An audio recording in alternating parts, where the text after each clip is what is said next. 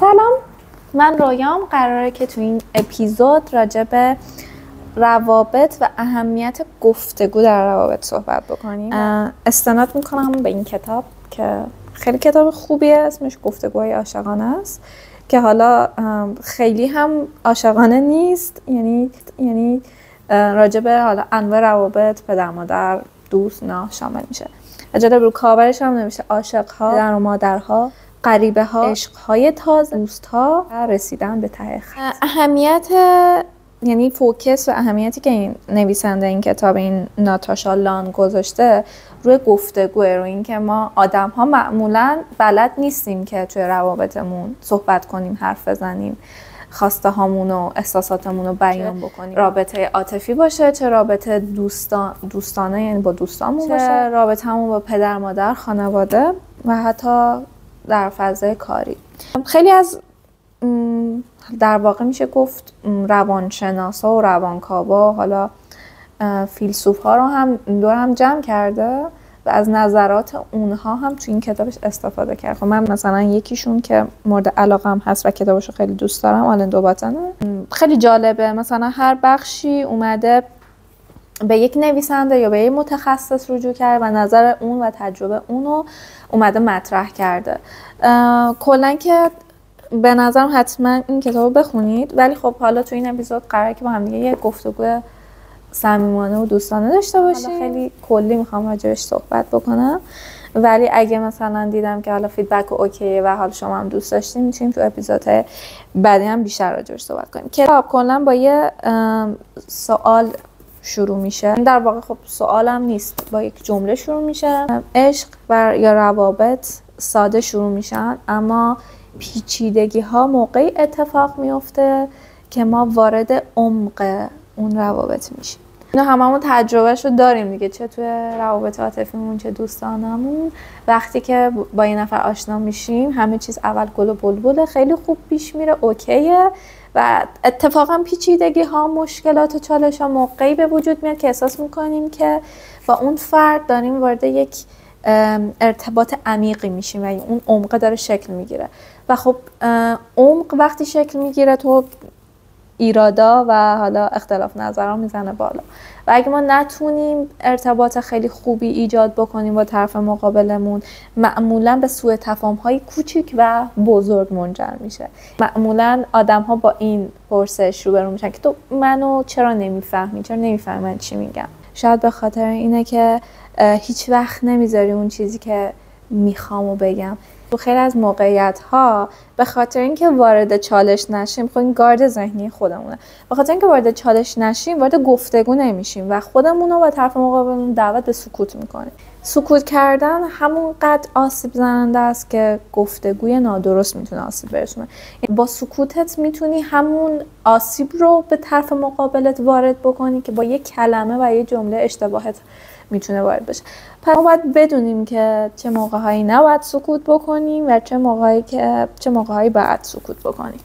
آلن دوباتن تو این کتاب راجع به صداقت در عشق، صداقت در روابط صحبت کرده و انقدر راجع به این موضوع، اهمیت این موضوع گفته. یکی برای اینکه بتونیم یک عاشق واقعی باشیم، باید اول از همه بپذیریم که ما هم یک سری نقص‌ها و محدودیت‌هایی داریم، همونطور که طرف مقابلمون داره. صداقت اتفاقا همینجا معنا پیدا میکنه، یعنی که من یه سری محدودیت‌ها دارم، یه سری عیب‌ها و نقص‌ها دارم، یه سری کاستی‌ها دارم، پس لازم نیستش که همیشه با دروغ و فریب و حالا جملات و کلمات ویترینی و خوشگل بخوام تو رو مثلا از اونی که هستم محافظت کنم. اصلا محافظت اینجا معنایی نداره، چون تو آدمی، منم آدمم، قاعدتا من هم یک کم و کاستی دارم همونطور که تو داری. پس ما باید اتفاقا اونا رو بشناسیم، نه که استفاده بکنیم، بشناسیم و با اون شناخته بتونیم یک راهی برای گفتگو پیدا کنیم. از آدم، یعنی اصلا نه تو رابطه عاطفی، خیلی‌ها رو نگاه می‌کنی حتی تو خانواده‌شونم جرأت ابراز و بیان ندارن. چرا؟ چون فضا امنه نیست. یعنی اون بچه‌ها انقدر توی فضای ناامنی هست که نمیتونه راجع به خواسته و نیازش صحبت بکنه. کم کم رو میاره به اینکه یک کاراکتر خودش رو پنهان بکنه که کاراکتر واقعیشه. دروغ ممکنه زیاد بگه، فریب ممکنه زیاد بگه، به پیچوندن ممکنه زیاد باشه. چرا؟ چون که خب میدونه که درک نمیشه، میدونه که پذیرفته نمیشه.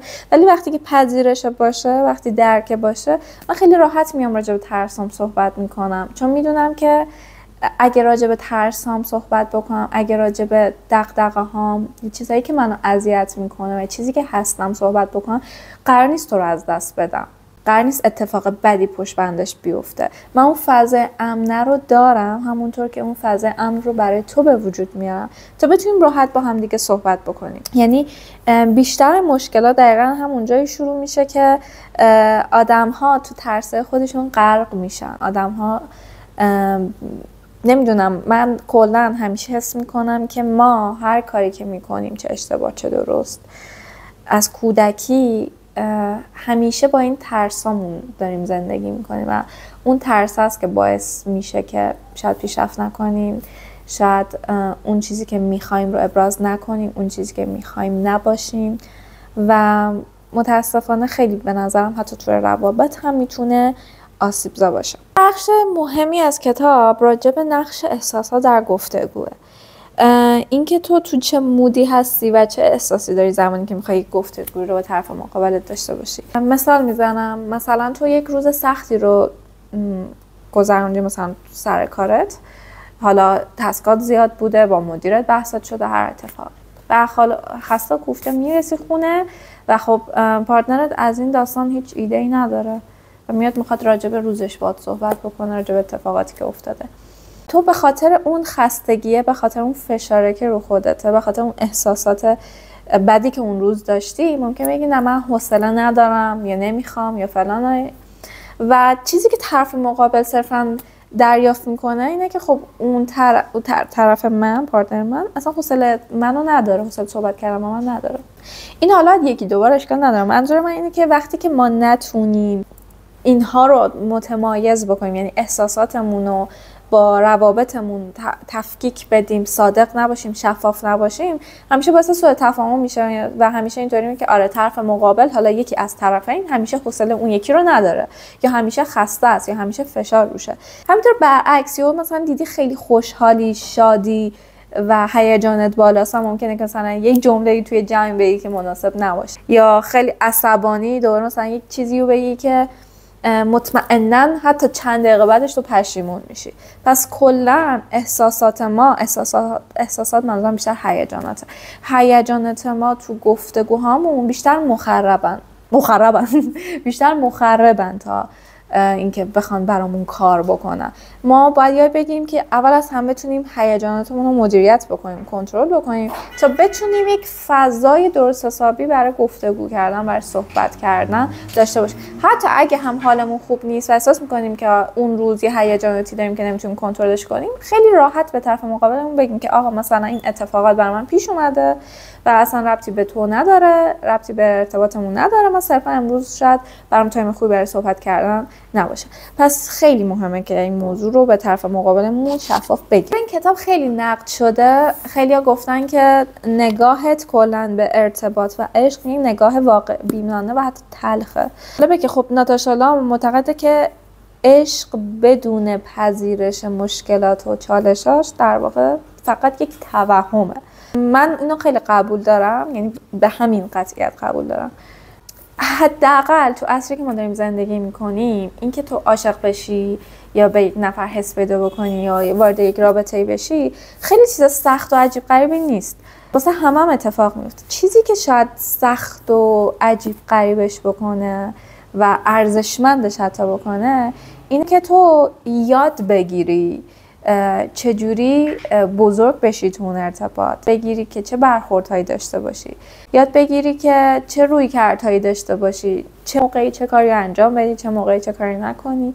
دقیقاً شبیه مراقبت میمونه دیگه. یعنی مثلا بخوای تو یک گلی رو مراقبت بکنی، یک گیاهی رو مراقبت بکنی، بعد بدون که این گیاه مثلا از چه خانواده‌ای، چه ریشه‌ای، چه فضایی میتونه رشد بکنه، در روز چقدر آب نیاز داره، اینو حالا بس بده به هر چیزی تو زندگیمون، چه پت، چه گیاه، چه گل، چه آدم.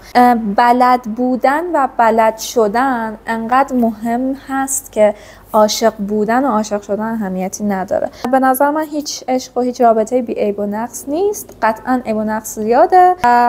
شاید اتفاقا کتاب‌هایی که نگاه شاید واقع بینانه و حتی بعضی فکر میکنن تلخ داشته باشه، ما رو از اون توهم‌ها و فانتزیایی که تو ذهنمون داریم و فیلم، مدیا، سوشال مدیا و سریالایی که میبینیم یکم دور بکنه و به زندگی واقعی و روزمره‌مون برگردونه. چون در نهایت ما باید تو این زندگی کنیم دیگه، بر نمیگردیم به فیلم و سریال که.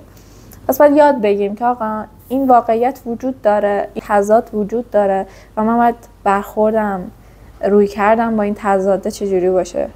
من اینجا میخوام 2 تا سریالم معرفی بکنم که خیلی میتونه به این شناخت عمق بده. یکی سریال نورمال پیپل که راجع به روابطه بیشتر، و یکی هم سریال مریج استوری اگه اشتباه نکنم. مریجشو که مطمئنم، استوریش مطمئن نیستم، ولی خب اینو سرچ بکنید. یه مینی سریال خیلی کوتاهه و اون دیگه راجع به کلا رابطه عاطفی، ازدواج و ایناست، ولی خیلی سریال های خوب و مفیدی هم و اتفاقا همین نگاه انتقادی واقع بینانه رو هم دارن. شاید حتی مثلا خیلیاتون براتون تلخ باشه ولی به نظر من خیلی مهمه. و پادکست جافکری اپیزود چرا دعوا میکنیم یه کمی مرتبط به گفتگو کردن، یعنی اینکه گفتگوهای نادرست و سکوت‌های بیش از اندازه چه موقع‌هایی ممکنه که به دعوا منجر بشه و نقاط تریکی ما رو تحریک بکنه که بخوایم یک ریاکشن بد به طرف مقابلمون نشون بدیم.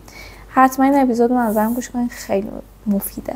مرسی که بازم گوش دادین تا اینجا همراه هم بودین. اگه شما هم حالا تجربه‌ای و نکته موردی هر چیزی تو ذهنتون بود حتما برام تو کامنت بنویسید. فعلا